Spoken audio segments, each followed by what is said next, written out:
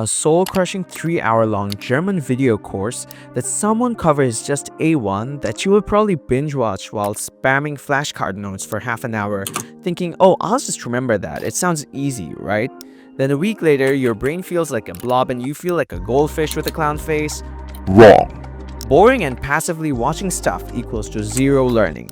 When you can engage ideas and concepts in your own head, that's the same as Patrick banging his head on the wall. But imagine if you enjoy your way through learning this stuff. The course kickstarts with pronunciation topics, which I won't focus on too much because don't you think that's something that's easier to come with when we attempt to talk? It forces you to be in an uncomfortable position trying to mimic the style of how others say it, so I won't roll too much eyeballs on it for now.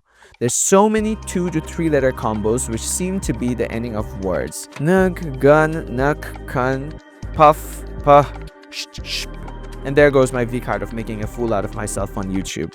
Some of them are just letters switched back and forth, which already helps me group them a little better. But I think the endings of words are pretty important when using cases or tenses in German. We already saw that while mapping out basic German textbook. Antrim pops off to talk about certain situations with its relevant German vocabulary. The basic scaffold I made from AI also emphasized so much on situations and circumstances for grammar structures and vocabularies.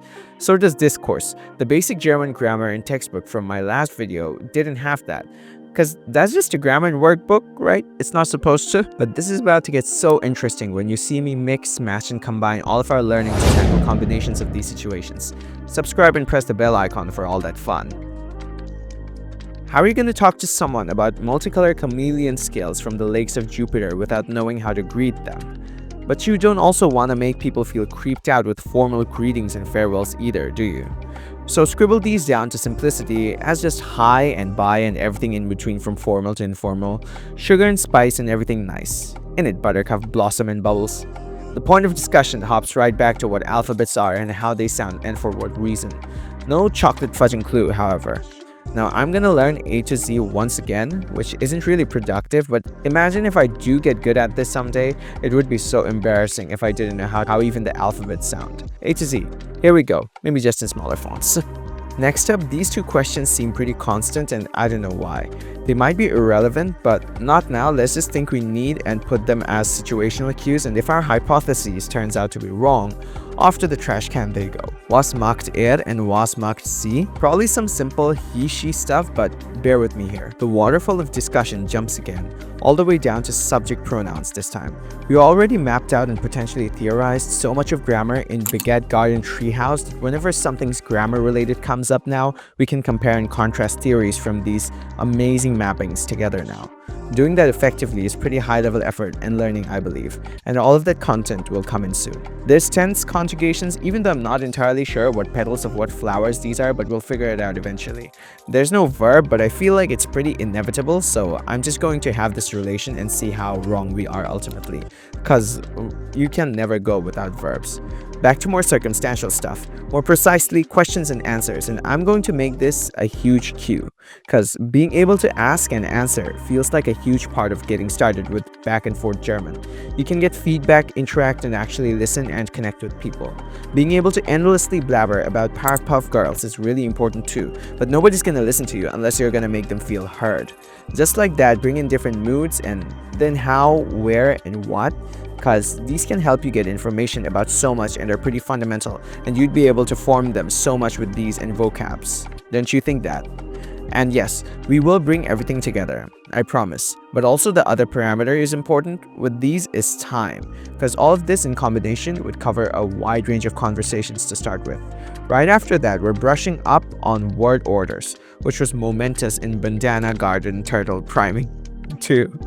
These similarities into random resources is exactly the gold spot we need to keep hitting, because it's clear proof that this is more heavy-weighted than other things and should be prioritized more. Questions are great for convos, but also have particular keywords in certain topics, certain people you will need to address. Let's keep it focused on pronouns for now, and we will change it up later on. That way we can also keep close to word order, since that also has a structure of how to ask questions, so it'll be great for combination. After that, gotta describe yourself in German, which usually happens after you perform cute greetings. There's family, there's time, numbers, and dates.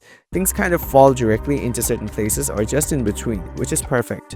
I'm trying to think of and prioritize relationships for when we will actually go through the content and see what really matters and how things we thought about ultimately change. Of course, I'm not going through or over everything that was going through my head, and that's possibly more important. But since we're already at the gym, let's get some gains from all this. Then we'll talk about that. But notice how I made this basic scaffold just using AI about 4 videos ago. But all of a sudden, all the new info that's coming in has a dedicated place to stay and has a meaning in the big picture like everything else. Now you might think, It doesn't take a genius to make some of these basic groups, bro. Well, observe. as you get bombarded with information, it's all going to build up like a proper house. Only if you know how it fits. That's why the way I know how I've learned to experiment is powerful. Then slap these hypotheses on your face. Can't form sentences properly without tenses and verbs. Gotta use proper word orders to make and come up with questions, cause otherwise there's no way to yap about Powerpuff Girls. Word orders also combine with numbers which follow up with times and dates, so it'll be fun to see the combinations of everything together. And the circumstances are the holy grails of learning German, and we'll make sure we utilize that on steroids. Finally, alphabets, sounds, and stuff like that, which are my least priorities right now. That's how the structure fits in for now, but this will change and evolve as we parallelly learn BGT and form further layers on this. But I need some feedback from you. Did you feel like this was a more active and engaging style of learning about how I'm tackling these resources? Did it really get boring at some point? Which priming did you feel like was better?